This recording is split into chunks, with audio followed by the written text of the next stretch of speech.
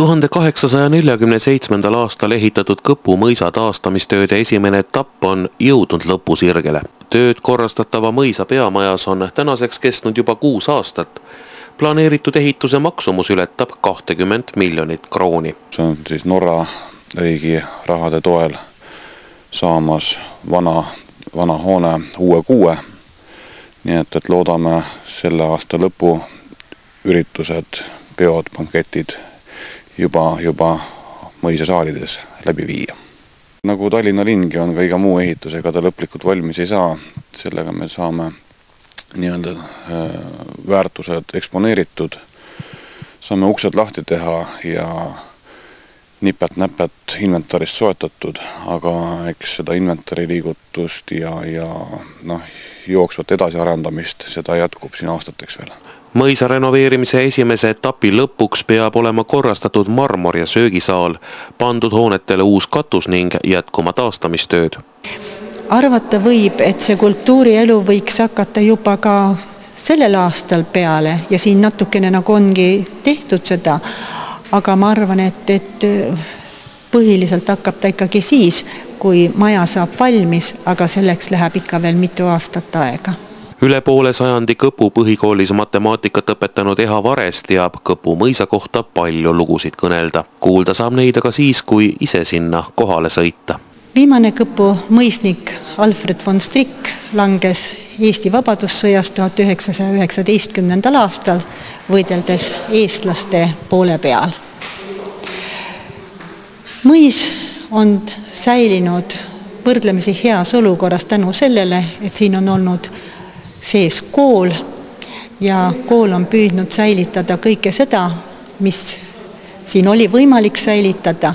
Kooli kunstiõpetaja eestvedamisel on mõisamaja arvukaid kaunistusi aidanud taastada ka õpilased ise, kellele vana maja seeläbi ainulaadseks praktika ja õppebaasiks on kujunenud. Renessanss tuleb sellest samast Rooma või Pompeist, neid korralikud neid, mis seal olid, neid kentaurid ja neid on ju puhas selline.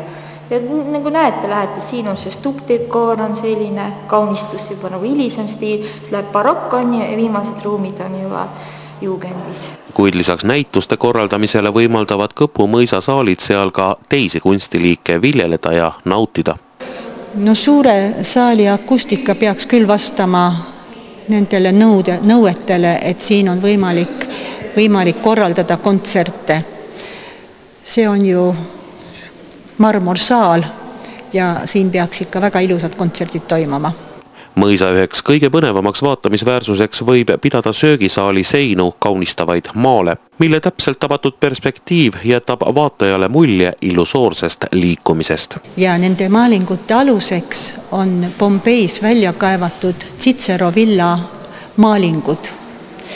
Maalingud on tehtud väidetavalt Itaalia meistrite poolt ja on kasutatud nende maalingute tegemisel looduslikke värve ja looduslikku pahtlit. Kuid juba selle nädala reedest leiavad mõisas peavarju pärimusmuusika huvilised. Nimelt korraldab August Pulsti õpistu seal nädalapäevad vältava etnolaagri, et tänavused folgituuled ka Kõpu vallas saaks puhuda. Etnolaager on pärimusmuusikalaager enne Viljandi pärimusmuusikafestivali. Tulevad noored kokku vanuses 16–30 eluaastat, pillid kaenlas kaasas ja teevad oma teematubasi, harjutusi, õpivad koos mängimist ja juhendab siis August Pulsti õpistu. Ja nädal aega on nad meil Kõpu mõisas pesitsemas, tuleb ka väljamalt inimesi, noori.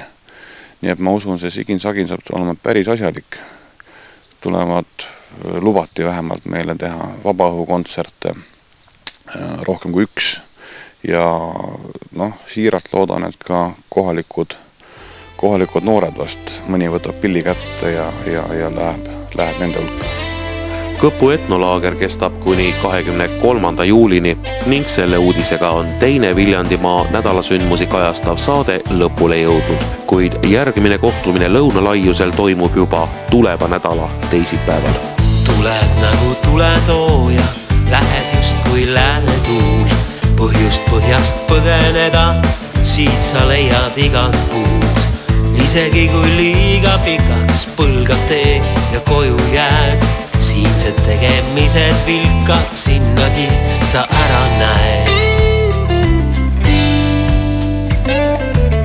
Seal, kus muistel lõunal laius, tänani on lõunal laius.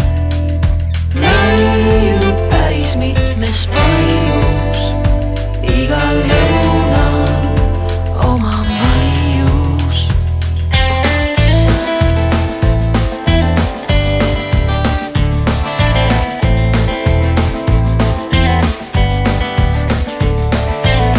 Meridiaane laius lõikab, muidu liialt piksaks tee.